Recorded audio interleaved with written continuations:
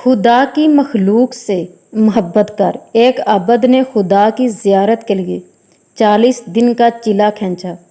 دن کو روزہ رکھتا اور رات کو قیام کرتا تھا۔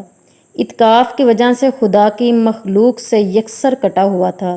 اس کا سارا وقت آزاری اور راز و نیاز میں گزرتا تھا۔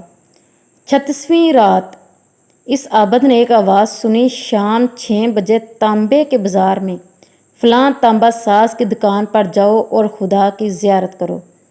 عابد وقت مقرر سے پہلے وہاں پہنچ گیا اور مارکیٹ کی گلیوں میں تانبا ساز کی اس دکان کو ڈھونڈنے لگا۔ وہ کہتا ہے، میں نے ایک بوڑھی عورت کو دیکھا جو تانبے کی دیچکی پکڑے ہوئے تھی اور اسے ہر تانبا ساز کو دکھا رہی تھی۔ اسے وہ بیچنا چاہتی تھی۔ وہ جس تانبا ساز کو اپنی دیچکی دکھاتی وہ اسے تول کر کہتا 4 ریال ملیں گے۔ وہ بڑھیا کہتی 6 ریال میں بیچوں گی۔ اللہ تعالیٰ اس کی محبت سے اسے ملا دے جو اس چینل کو لائک کرے اور سبسکرائب کرے۔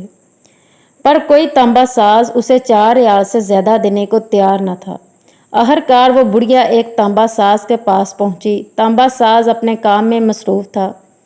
بوڑھی عورت نے کہا، میں یہ برتن بیچنے کے لیے لائی ہوں اور میں اسے 6 ریال میں بیچوں گی۔ کیا آپ 6 ریال دیں گے؟ تانبا ساز نے پوچھا، 6 ریال میں کیوں؟ بوڑھی عورت نے دل کی بات بتاتے ہوئے کہا، میرا بیٹا بیمار ہے۔ ڈاکٹر نے اس کے لیے نسخہ لکھا ہے جس کی قیمت 6 ریال ہے۔ تانبا ساز نے دیچکی لے کر کہا، ماں یہ دیچکی بہت ہی عمدہ ہے اور نہایت قیمتی ہے۔ اگر آپ بیچنا ہی چاہتی ہیں تو میں اسے 25 ریال میں خریدوں گا۔ بوڑھی عورت نے کہا، کیا تم میرا مذاق اڑا رہے ہو؟ تانبا والے نے کہا، ہرگز نہیں، میں واقعہ ہی 25 ریال میں دوں گا۔ یہ کہہ کر اس نے برتن لیا اور بوڑھی عورت کے ہاتھ میں 25 ریال رکھ دیے۔ بوڑھی عورت بہت حیران ہوئی، دعا دیتی ہوئی جلدی اپنے گھر کی طرف چل پڑی۔ عابد کہتا ہے کہ میں یہ سارا ماجرا دیکھ رہا تھا۔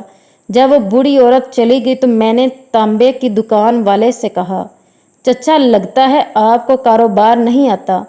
بازار میں کم و بیش سبھی تانبے والے اس دیچکی کو تولتے تھے تو 4 ریال سے زیادہ کسی نے اس کی قیمت نہیں لگائی اور آپ نے 25 ریال میں اسے خریدا۔ بوڑھے تانبا ساز نے کہا، میں نے برتن نہیں خریدا، میں نے تو اس کے بچے کا نسخہ خریدنے کے لیے 1 ہفتے تک اس کے بچے کی دیکھ بھال کے لیے پیسے دیے ہیں۔